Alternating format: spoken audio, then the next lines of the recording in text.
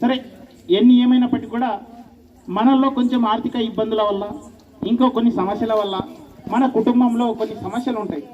దానివల్ల ఎలక్షన్ వచ్చిన రోజు మన అన్న నిలబడితే అన్నకేయకుండా ఒక దొరకేస్తాం మనం. నిజమా కదా ఇది? కానీ మళ్ళీ మార్పు రావాలంటే మనవాడని తెలిస్తే వాడు పెద్ద శత్రువు అయినా సరే, మనల్ని చంపుతాడని తెలిసిన అయినా కానీ కూడా సరే, వాడు మనోడైతే మనకు అధికారం రావాలంటే వాడికే ఓటేయాలి. కానీ ఒకే రోజే నేను చెప్పేది ఏంటంటే, ఒక్కటే రోజే వాడిని నువ్వు ప్రేమించు, వాడిని నువ్వు గౌరవించు. మనోడైతే వాడు ఎవడన్నా కానీ ఒక బీసీ అయితే నీ ఓటు వాడికి వేసేసి ఖచ్చితంగా నీకు అధికారం వస్తుంది. ప్రజాస్వామ్యంలో జనాలు ఎవడైతే ఉంటాడో వాడే కింగ్, వాడే రాజు. నాకు ఇన్ని కోట్లు ఉన్నాయి, నేను ఇంత బలవంతుడిని అని చెప్తే ఇక్కడ నడవదు. మేము ఎంత బలహీనులమైనా ఎంత ఉన్నా నాకు బలగం ఉందంటే నేనే రాజును. అవునా కదా?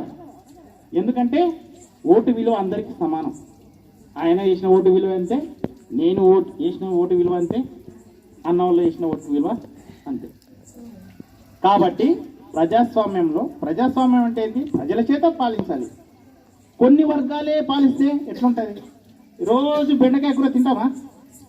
బోర్ రాదా మనకి? మరి ఒక్కసారన్నా కురువని పాలన చూడొద్దా ఎట్లుంటుందని? బోయల పాలన, సాగల పాలన చెప్పలేం కదా ఎట్లుంటుంది అనేది. అట్లానే మార్పు అనేది రావాలి.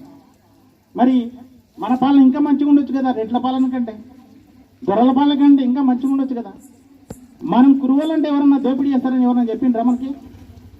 ఎవరి సొమ్ము అన్న తింటామా మనం? కురువునికి ఇచ్చిన సొమ్ము కుండలో ఎట్లా ఉంటుందో అట్లా ఉంటుంది అని చెప్తారు పెద్దలు. అవునా కదా? మరి అంత నిజాయితీ ఉన్నటువంటి కులం ఏదన్నా ఉందంటే కేవలం మన కురువులు మాత్రమే. మరి ఈ భూమిపైన ధర్మం అనేది అంతరిస్తున్నప్పుడు ఖచ్చితంగా కురువులు ముందుకు రావాలి.